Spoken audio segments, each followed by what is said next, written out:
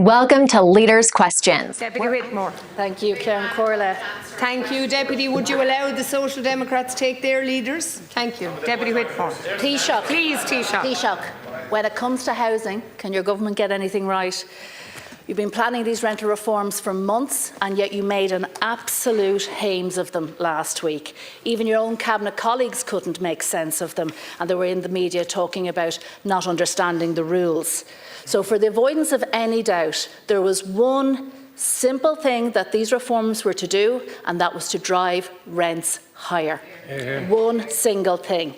Because driving record rents even higher, according to your government, is somehow going to bring rents down. Make that make sense. No wonder your cabinet colleagues are utterly bewildered. Now, Taoiseach, you have claimed repeatedly that housing is the government's biggest priority, and yet when it comes to policy announcements, they are chaotic and they are sloppy.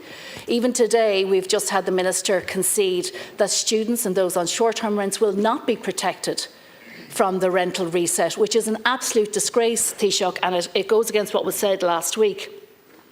You've also said you wanted to extend the rent pressure zones across the country, but you didn't even have the legislation ready last week to do that, and you didn't have the answers in the Dáil when you were asked last week about it. The truth is, the policy is a shambles, and you are making it up as you go along.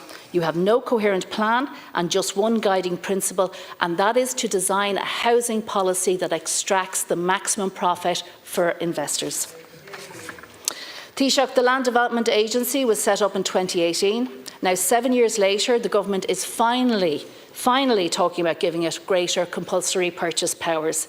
This is something that the Social Democrats were demanding from the outset, but successive governments preferred to have a toothless tiger, a land development agency that was prevented from acquiring the land it needed. And once again, your government had to be dragged kicking and screaming into doing the right thing. It is completely unclear now whether these powers will be accompanied by a new budget. Maybe you can clarify that in your response, Taoiseach. I am acutely aware that every single time we discuss housing in this chamber, it feels hopeless, and that is because we are usually discussing failed policies of government. But Taoiseach, it does not have to be like this. The problems we're facing now are because of the wrong political choices being made. But you can make the correct political choices. But that will mean you will have to admit that what you were doing wasn't working, and you will have to agree to a complete reset of policy so that you are prioritising people who want to own their homes, Taoiseach, and not the investors. I mean, it's clear not once was it mentioned the fact in all those rental homes that you're proposing will be developed, none of them will be able to be purchased. None of them be able to be purchased to be someone's home. So, Taoiseach, please listen to the opposition. We do have concrete solutions. We've offered the state savings scheme that would free up 1.6 or 160 billion potentially in Irish bank accounts on deposit. Please take those suggestions on board, Taoiseach. Taoiseach to respond. First of all, I reject, and again, the use of language like chaotic and all of that, it's a good soundbite, but that's all it is, a soundbite. No substance behind it. I mean, the bottom line is that the reforms last week will enhance protections, and you say it will drive up rents. Every existing tenant will have their rents at 2% capped. Every existing tenant, no increase. Do you acknowledge that? You haven't, not one of you have acknowledged that. No existing tenant will have their rent increased. Okay? Any new tenancies post 2026, March 26, or any new units that are built, and we do want new units built, and very few have been built in terms of apartments. We have a problem there. We need private sector investment in. We've got to attract it in to get supply up. That will be capped at the CPI. Tenure has increased dramatically in terms of protections. No fault evictions essentially for almost all tenants, but particularly those with 4 or more. These are significant protections over and above what was there before the reforms announced last week. And yet they get decried and they get attacked. And basically, it's as if rhetoric will win out in the end from the opposition's perspective. There is no real detailed teasing out of issues or discussion of issues in here at Leaders' Questions. It's get up and have a go. And you mentioned the proposal around the SSIA, a savings and investments scheme. like, you have to acknowledge that would take some years before you would have the necessary funds available. Now, the state itself is investing hugely, about 6.8 billion in capital on housing in 2025. That will probably rise. And that's not counting the state investment on the current side in terms of HAP and so on. So well over 7 billion is the state investment in housing right now.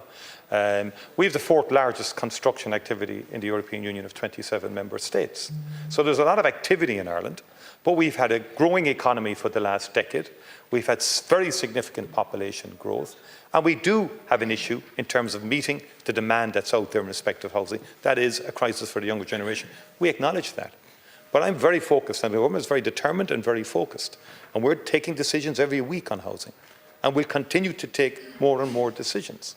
The LDA has made an impact. We gave it power and resources and legislation in the 2020 to 2025 government. We're now giving additional roles to the LDA as it has built up capacity. But we're not hanging around for CPIs. CPIs can take time. We need to hit the ground running, so to speak, in respect of any additional reforms that we have. But we're absolutely determined to get to 50,000 per annum. Rent freezes won't do that. Thank you, Taoiseach. Deputy Whitmore. Thank you, Taoiseach. Yes, you are taking decisions, Taoiseach. You're taking all the wrong decisions. And that is the problem, and that's what we're saying to you. You need to completely rethink your policy, and you need to start prioritising people who want to be homeowners, people who want to be able to afford their rent, rather than the investors. That's the crux of the problem. Your policies are being directed by the investors. They absolutely are, Taoiseach. And you talk about never having a real opportunity to tease things out here, and that's because every time you come into this chamber, all you do is spend your time deflecting, gaslighting or blaming the opposition, when it is your responsibility to put in policies that actually meet the needs of our people. Now, people are not being fooled out there, Taoiseach, because they're the ones who are living this housing crisis. They're the ones who can't afford rents. They're the ones who cannot afford their own home. They're the ones who are, retired and are worried about whether or not they're going to be made homeless. So those people can see exactly what you're doing and what you are failing to do, Taoiseach, and they will not forgive you for it. Thank you, Deputy Taoiseach. First of all, I'll say that the government's focus has been on housing supply, and the government has dramatically increased the level of public sector investment, both in terms of social housing, and we've had record numbers of social houses built in the last 4 years. You'd have to go as far back as 1975 to get an equivalent level of social housing built. So we've built up to 36,000 plus social houses now since, right? Now, we've also supported affordability. The Help to Buy scheme. The Help to Buy scheme, for example, the First Home scheme, are significant supports for first-time buyers. I know the opposition, the main opposition party to which you've all aligned, wanted to get rid of the First Home scheme and wanted to get rid of the Help to Buy scheme. They want to get rid of those two schemes for first-time buyers. But in addition, we have produced very significant grant support for people who want to renovate and live in a derelict house, for example, or in a vacant house. This is not investor-led. This is people-led investment and support that we as a government have introduced, and we continue to support the younger people who are seeking to get a house to either buy or to rent at an affordable price. Like, share, and subscribe to stay informed and help drive positive change.